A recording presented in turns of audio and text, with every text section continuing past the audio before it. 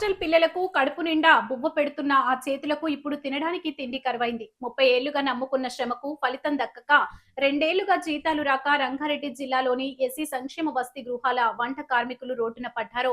2019లో high court ఆదేశాల ప్రకారం వీరికి కనీస టైం స్కేల్ వేతనం 22,240 ఇవ్వాలని ప్రభుత్వం జీవో జారీ చేసింది. కానీ సంక్షేమ శాఖ అధికారులు సాంకేతిక లోపాలు చెబుతూ గత 2 ఏళ్లుగా జీతాలు నిలిపివేశారని కార్మికులు ఆవేదన వ్యక్తం చేస్తున్నారు.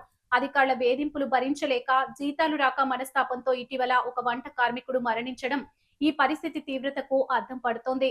జీతాలు ఇస్తారా, మమ్మల్ని చావుదారి చూసుకుంటారా అంటూ రిటైర్మెంట్ వయసుకు వచ్చిన కార్మికులు ప్రభుత్వాన్ని ప్రశ్నిస్తున్నారు. ఇప్పటికైనా ఉన్నతాధికారులు స్పందించి తమ పెండింగ్ వేతనాలు చెల్లించాలని పరిగి ఎస్సీ బాలికల వసతి గృహంలో ఉన్న పంట కార్మికుడు వెంకటయ్య డిమాండ్ చేస్తున్నారు.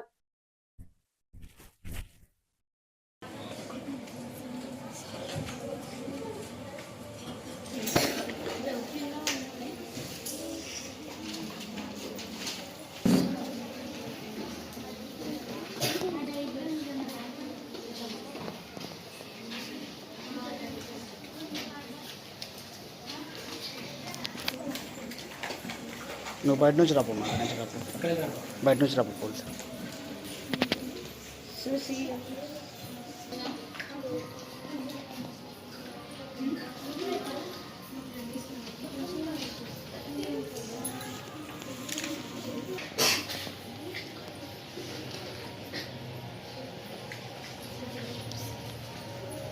సార్ నమస్కారం సార్. నా పేరు వెంకటయ్య.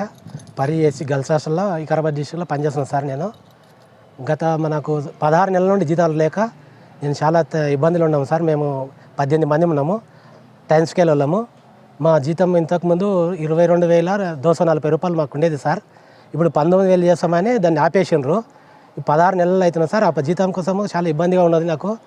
నా జీతము మా 18 మంది జీతాలు ఆపేసినారు. దాని నుండి మాకు జీతాలు వస్తే బాగుండే సార్. నాకు చాలా ఇబ్బందులు ఉన్నాయి, ఆర్థిక ఇబ్బందులు. నేను ఈ గత సంవత్సరంన్నర నుండి నేను బతుకుదెరుగు చాలా కష్టం నాకు. మా భార్య కూలి పని చేసి నాకు మంచిగా చూసుకుంటున్నాను సార్. నాకు చాలా ఇబ్బంది ఉన్నది. గవర్నమెంట్ ఏదైనా సహకరించి మా జీతాలు మాకు వచ్చేటట్లు చేస్తే చాలా కృతజ్ఞత తెలుపుతున్నాను సార్ వాళ్ళకు. నేను ఎట్లా చేసి మన వికారాబాద్ డిస్టిక్లోనే 9 మంది ఉన్నాం సార్. ఉమ్మడి రంగారెడ్డి డిస్టిక్లో 11 మంది ఉన్నారు సార్. మొత్తం 18 మంది కూడా చాలా మంది చచ్చిపోయారు సార్. నా సోదరుడు నాకు ఎన్నషేడు గ్రామం నుండి ఎన్నషేడు హాస్టల్లో పనిచేస్తున్నాడు సార్, ఎస్సీ బైస్ హాస్టల్లో. ఆయన కూడా మన 9వ తారీఖు కలమైంది సార్. ఆయనకు జీతము 22,240 ఉన్నందుకు మళ్ళీ ఉండే జీతాన్ని తీసుకుపోయి 19,000 కేశకాల ఆయన అటాక్ తట్టుకోలేక అయ్యో ఇట్లా అయిందా అని బాధతోటి కుప్పగులిపోయాడు సార్. అది మంచం మీద అంటే మంచం మీద పొగిలిపోయాడు సార్. అట్లాంటివి కాకుండా మమ్మల్ని అందరూ ఆవేదన చాలా గురి ఉండదు సార్. మాకు ఆయన వచ్చినప్పుడు మాకు ఇంకా ఎక్కువ తోయకొచ్చింది సార్. మాకు ఎట్లా చేసి గవర్నమెంట్కి ఒక మా జీతం మాకు ఇచ్చి వెళ్ళిపోయిన బాబు మీతోటి పనులు అన్నా కూడా వెళ్ళిపోయిన రేపు పొద్దుల అవన్నీ కూడా తయారున్నాం సార్. మా జీతం 16 నెలల నుండి జీతం ఉన్నాయి సార్. ఈ 30 తారీఖు అయితే 16 నెలలు మట్టమైతే సార్ మాకు. మా జీతం మాకు వచ్చేటట్లు చేసి బాబు మీరు బంద్ అండి అంటే మేము బంద్ కానీ కూడా తయారున్నాం సార్. మాకు ఇప్పుడు పెద్ద సర్వీస్ ఏం లేదు సార్. 2-3 ఏళ్ళ కంటే ఎక్కువ లేదు మాకు. ఈ 18 మంది కూడా చాలా మంది చచ్చిపోయారు సార్. ఇప్పుడు 16-17 మంది ఉన్నాము. మా 17 మంది జీతాలు ఇస్తే చాలా మంచిగా ఉంటుంది సార్. మేము స్కూల్ మంచిని పెట్టుకొని ఆమె ఇంటికాడికి వచ్చి 15 రోజులకు 20 రోజులకు వచ్చి సంతకం పెట్టిపోతుంది. మేము పిల్లలకు 119 మంది సార్ ఈ హాస్టల్లో, ఎస్సీ హాస్టల్లో, శంషాబాద్ గర్ల్స్ హాస్టల్లో.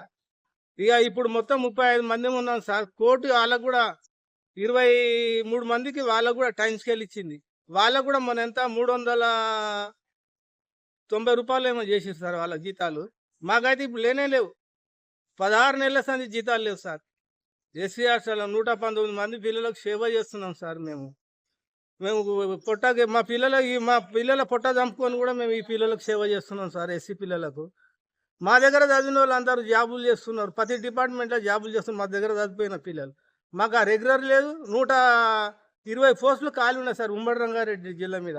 ఖాళీల లిస్టు కూడా పెట్టినాం సార్. ఏది మమ్మల్ని ఎవరు పట్టించుకుంటూ లేరు సార్. మేము చెప్పి బేదారు వస్తున్నాయి, తిరిగి చెప్పులు అరుగుతున్నాయి. ఏమన్నా అంటే అది సీఎం సంతకానికి పోయింది, అది కంటిన్యూ ఆర్డర్ వచ్చినాకనే మీకు జీతాలు ఇస్తామంటారు. ఇంకా ఇస్తారు, తిరిగి బేదారు వస్తుంది సార్. ఇప్పుడు మాకు జీతాలు లేక ఒకసారి 16 నెలల సార్ మేము ఎట్లా బతకాలి సార్? చాలా ఇబ్బంది ఉంది సార్. దయచేసి పుణ్యం కట్టుకోండి సార్. జర మాకు జీతాలు లేక ఎంత బాధ ఉంటుంది సార్. ఒక్క నెల వస్తేనే వెళ్ళదు. ఒక్కసారి 16 నెలల సార్ జీతాలు రాకపోతే ఎంత కష్టం ఉంటుంది సార్. జర దయచేయండి సార్, పుణ్యం కట్టుకోండి. ఆ సీఎం సార్కు మరి ముడుతుందా మేము లెటర్ కూడా ఇచ్చి వచ్చినాం. ప్రజా దర్బారు ఇచ్చినాం, 10 సార్లు లెటర్లు పెట్టినాం సార్. మా గురించి ఎవరు పట్టించుకుంటూ లేరు సార్. చాలా బాధల్లో ఉన్నాం. పిల్లలకు సేవ చేస్తున్నాం సార్. మేము ఇంటి ఊరిలో నీడపట్టుకుంటే డ్యూటీ కాదు మాది.